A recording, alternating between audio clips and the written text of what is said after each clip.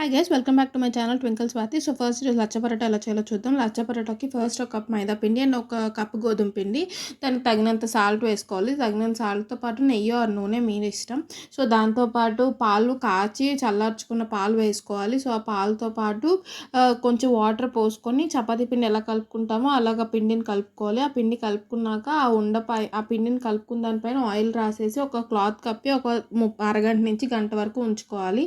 అదవుతుంది వాటి చిన్న చిన్న ఉండల్లా తీసుకొని చపాతీ పీట మీద సన్నంగా ఎంత పలచగా అయితే అంత పలచగా ఒత్తుకోవాలి. ఆ పలచగా ఒత్తుకున్న దానిపైన నూనె కానీ నెయ్యి కానీ రాసేసి చాక్తో కానీ లేదా రోలర్తో కానీ సన్నంగా కట్ చేసుకోవాలి. ఆ సన్నంగా కట్ చేసిన దాన్ని దగ్గరకు చుట్టి ఒక ముడిలా వేయాలి. ఆ ముడి వేసినప్పుడు జాగ్రత్తగా వేయండి. ఈ పరోటాను గోధుమ పిండితో కూడా చేసుకోవచ్చు. ఇందాక 1 కప్ మైదా పిండి చెప్పింది, అక్కడ ఇంకొక కప్పు గోధుమ పిండి వేసి చేసుకోవచ్చు. బట్ ఈ ప్లేస్లోని అంతా సేమ్ ప్రాసెస్. బట్ ఈ ప్లేస్లో గోధుమ పిండితో చేసేవాళ్ళు చాలా స్లోగా చేయాలి, లేదంటే విడిపోతుంది. మైదా పిండి ఇట్స్ ఓకే, ఎందుకంటే సాగుతుంది కాబట్టి మీకు కొంచెం ఈజీ అవుతుంది.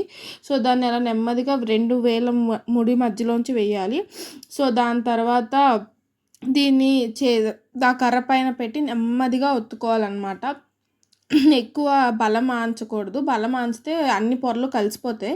సో బలం ఆంచకుండా నెమ్మదిగా ఆంచిన తర్వాత ఒక పెనం స్టవ్ పెట్టి పెనం పైన కొంచెం ఆయిల్ కానీ నెయ్యి కానీ మీ ఇష్టం. సో దాన్ని వేసుకొని వేగించుకోవాలి ఇటు అటు. దానిపైన బయటకు తీసేసి దానిపైన బటర్ క్యూబ్ కానీ నెయ్యి కానీ ఏదైనా నచ్చింది వేసుకోవచ్చు. Thank you. Please like, share and subscribe to my channel twinkle Swathi. Please support.